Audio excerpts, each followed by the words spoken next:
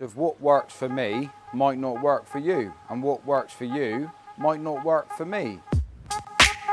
In my eyes, my opinion of why my water clarity is so good. I know there's a lot of people out there that give me a lot of stick. Anti-Labs, Medicoi, Probiotic, super impressed with. Come to the stage where I've sort of outgrown my home. What you can see right now, they're doing absolutely fantastic.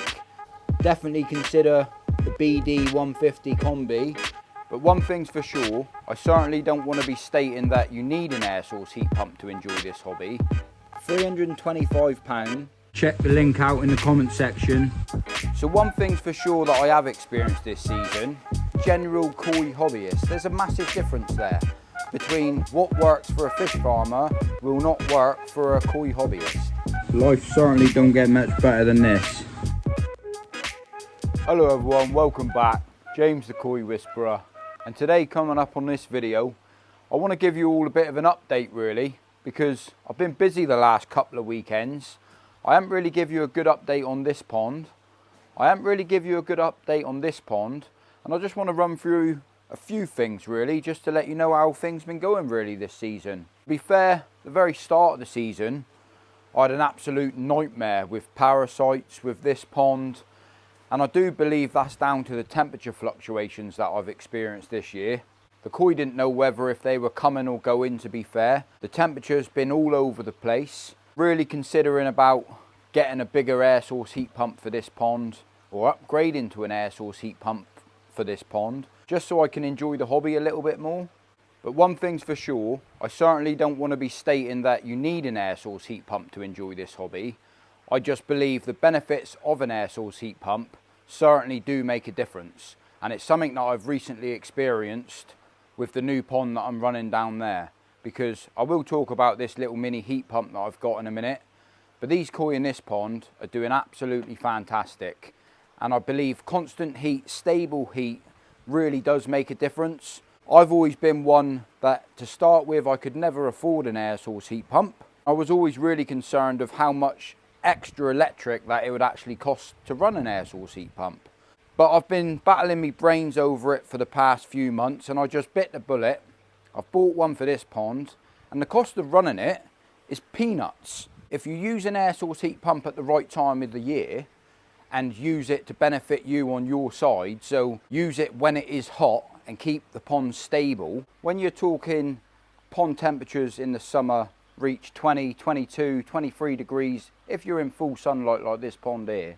Well, what you find when you get those mid-time crashes, as such as I call them, when it drops from say 25 degrees during the day and during the night it drops down to 12 degrees, well, what you find, there's a massive change for the fish to be going up and down constantly throughout the day. So during the day the pond temperature might reach 22 degrees, but overnight you come out in the morning and the pond temperature's at 15 or 16 degrees, because a lot of people run backy showers, a lot of people run filtration that is open to the elements, and that temperature fluctuation plays a massive part towards the water as well. But having that air source heat pump on there, it certainly made a difference to the behaviour of these koi in this pond, just for how much they're eating, constantly looking for food, constantly active, no issues or problems whatsoever. This whole video is not going to be talking about an air source heat pump, because the intention of this video is not to be about this. I just wanted to make it clear that a few people commented on my last video, the little air source heat pump that I bought for this pond will not be man enough for the winter. Well, I don't know if it will or if it won't, but I'm not planning to heat during the winter. Stupid temperatures that will be out of my control. I'm just planning to keep it stable over the winter. So instead of me getting massive fluctuations in temperature, even if I can keep it at 10 degrees all winter, I'll be more than happy by knowing that the fluctuations are not going from 12 degrees one day to 6 degrees the next day, maybe rise up to 8 degrees and then maybe drop down to 0 degrees. Because over the winter months, I do believe it plays a massive part towards the start of your season. At any start of the season is when most people get problems. And I, for one, that I have never in my whole koi keeping career experienced as many problems as what I did at the start of this season. And I'm just so grateful that I have been in the hobby for such a long time, because I had Costia, I had Trichadina, I had Fluke, I had absolutely everything, and it was an ongoing battle for, to be fair, a good 4 weeks, 4 to 6 weeks, where if I didn't know what I was doing, and I even struggled and reached out for a bit of help, because everything that I've done over the years and in the past, it just did not work. I mean, I hit these koi with so much treatment over the course of the 6 weeks, with FMG for 3 weeks, and then I hit them with PP, then I hit them with a Fluke treatment, then I had to hit them back with PP again, and the recommended dose rates, what I used to get over my battle with the parasites what I was dealing with, without any experience to the hobby, I would have probably lost all of my koi. And I just believe that if I can get myself an air source heat pump for this pond, I'm not saying it's going to stop parasites completely, but the beginning of next season, I'm hoping that I'm going to get a bit of a better chance, or a bit of a better start than what I did this season. But that's enough yibbity yabbada, that's enough jibbity jabbada. What I want to do is just run through a few other things that I've experienced this season. So one thing's for sure that I have experienced this season, and I'm one myself anyway, I put my hands up to that. The amount of social media, different advice given of what to do with problems, and the main difference that I've experienced is the difference between fish farming and koi hobbyist. Because there's a massive difference of keeping fish by fish farming to grow them massive, to enter them in competitions and shows, and the general koi hobbyist. There's a massive difference there between what works for a fish farmer will not work for a koi hobbyist. And I believe that the information that I do hear on a regular basis is an absolute load of bunkum, to be fair with you, because most people out there are koi hobbyists, they're not fish farmers. And there's a difference between growing a fish, surviving, thriving, and my main goal of my channel is make as many people enjoy the hobby as possible. Not to be competitive about this is the right way of doing it and this is the only way of doing it and this is all you can do and this is my advice and that's all you should listen to. I'm not having a dig at anyone, it's just what I've experienced this year myself personally, that the amount of different information given across the board of what you should and what you shouldn't, it's been complete mind-blowing really, because for someone that's getting into the hobby, a new person getting into the hobby, if I was someone new getting into the hobby, I would be put off by the hobby because there's so many things what you should and shouldn't do. It's a bit like, what am I supposed to do? But what you're supposed to do is enjoy the hobby. And that's my intentions of this channel. And yeah, I just wanted to put that in there because I've never experienced as much yibbity yabbity jibbity jabbity as what I've experienced this year. That being said, we can all have our say, we can all do what we want, and you're all entitled to say what you like. I do believe there's a massive difference between fish farming and koi hobbyist, because anyone looking to heat a pond, and I'm only saying this because I've talked about heat pumps, is that in an ideal world, to heat a pond properly, all of this pond that you're seeing in front of you, it should all be perspecced up. So like in a greenhouse in effect. For me, that's more of a fish farm than what it is a general pond where you can sit in your garden and enjoy it. Trying to reach temperatures and grow your fish to those sort of standards without covering your pond over the winter, it's just impossible for most of us. I could quite easily block this pond in now. I could quite easily cover it right in so you can't see it, you can't enjoy it. I could make sure that water is at a certain temperature. I could put the feed up, I could get them massive. From a koi hobbyist point of view, what's the point of spending so much money on a pond and so much money on your fish so you can enjoy your koi, when some people tell you the advice of like not to bother about using a UV light. Fish rather like green water, green pea soup water, which is probably true. They do like that sort of water. But from a hobbyist point of view, if you're going to go and spend £1,000 on a fish, you want to be able to look and see that fish, but at the same time, you want to look and see that fish and make it as happy as what you can do. So yeah, I don't know why I got onto that story, but I did. And I know there's a lot of people out there that give me a lot of stick about the advice that I give out on my channel, about some of the equipment that I use, about some of the filtration that I use, about the whats and the whens and the wheres when I do stuff. Like I've always stated from the very start of my channel, this is what I do, not telling anyone else to do it. But one thing's for sure, any advice given by anybody on a social media platform or whatever that may be, I've been on this YouTube channel for 5 years now, and as a lot of you know, all of my fish are still alive. I'm not saying that's going to happen forever, because if you deal with livestock, you've got to expect dead stock. But what I do must work. I don't get problems on a weekly basis, I don't get problems on a monthly basis. I put my hands up and I showed you and shared you when I had the problems at the beginning of the year, and I got over those problems. Never been one to hide or not show you something. I'm a koi hobbyist, and if I find a new product that I like to share, or I think that it's good, or I think that it's been working, then I show you and share with you. I don't basically, I've had a bit of stick recently by saying that my channel's becoming a sales channel or whatever that may be.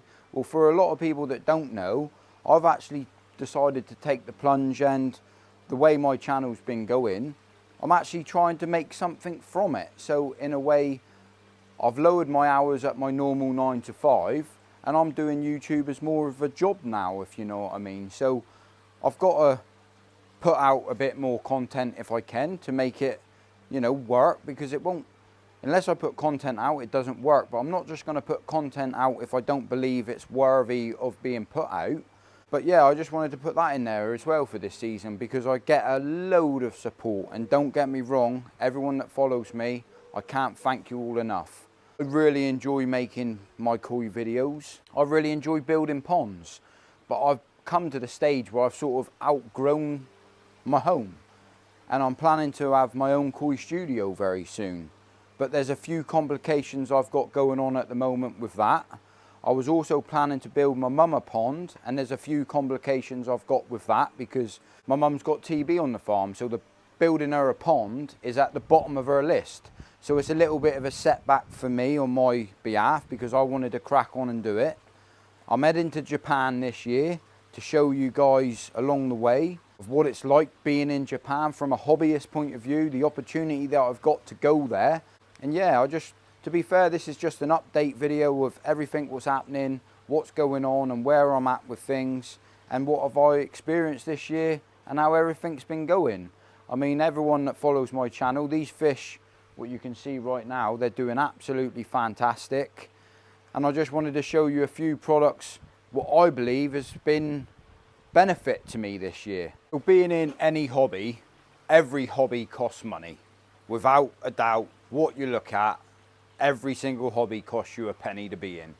Whether that be because it's a new product release, a new football shirt come out, whatever hobby that you're in costs you money. There's certain products that you can buy if you choose to. There's certain products that you need because you need it. And there's a few products out there that I've found it's been a real benefit to me this season, and I just wanted to share them with you. Wanted just to mention that as a koi hobbyist, and I did it myself when I was in the earlier stage of being in the koi hobby, I would go out and I wouldn't worry about spending £200–300 on a fish, bring them home, put them in my pond, and then I'd get problems. But I wouldn't worry about what filtration that I had, or even if my pond was big enough, or I didn't even worry about the filtration side of things, because when I first started I had a little pressure filter. I was sold it under the impression that it was good enough for my pond, and over the years what I found, it was nowhere near good enough for my pond. The filtration side of things is the most important side of it, because as a lot of you know, we don't actually keep koi, we keep the water. And what keeps the water? The filtration.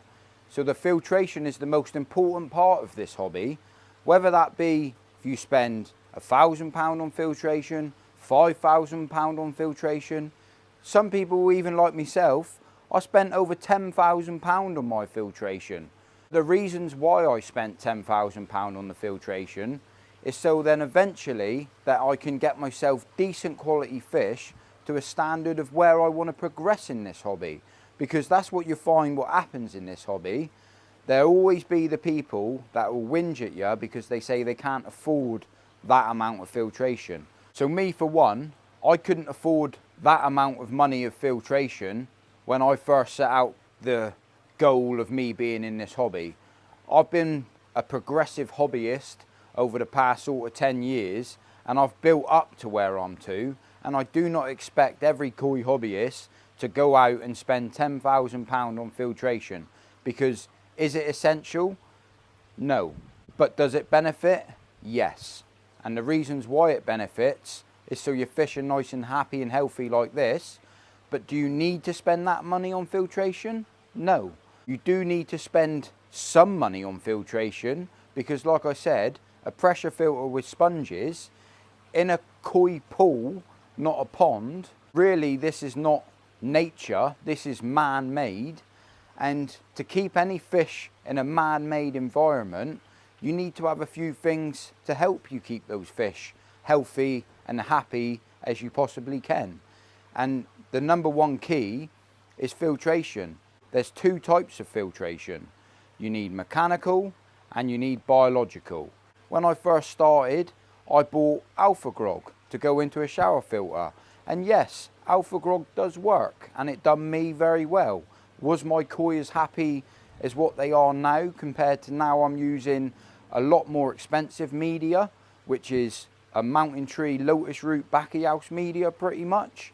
And that media itself is outstanding. The benefits that I get by using it is massive. But not everyone can afford that, and I completely understand it. Same as mechanical. Drum filter. Do you need to have a drum filter? No, you don't. But the benefits of having one is massive. You can use a Nexus, but the difference of using a Nexus compared to a drum filter, they're both expensive filters, but the difference is a Nexus is that you need to manage and control it yourself, which a lot of koi hobbyists can do. They're brilliant filters. A drum filter takes away all of that mechanical stage that you have to do yourself because it's not left in the system, it gets wiped out. But the long story goal of all of this yibbity yabbada is just certain facts of what works for me might not work for you, and what works for you might not work for me. But what it comes down to is that whatever you can do, whatever you can afford, or whatever you're doing, as long as you're enjoying it, that's all what matters in this hobby. And I know there's certain things that you can use to make your life easier, and there's certain things that you can upgrade to or build your pond bigger. It's about being in the hobby and all sharing the same hobby is my most intentional goal of this whole entire video, to be fair, because what's right and what's wrong is down to your own opinion. What works and what doesn't work is down to your own opinion. But I just wanted to show you some of the things that I know that's worked and it's helped me this year, and it's took nearly 20 minutes to get to here, but we're here. So for one is this little heat pump, £325, absolute bargain. And the benefits of having a small little heat pump like that, it costs hardly anything to run and it keeps your fish nice and happy. There is a link down in the comment section with a 5% discount if you want to check it out.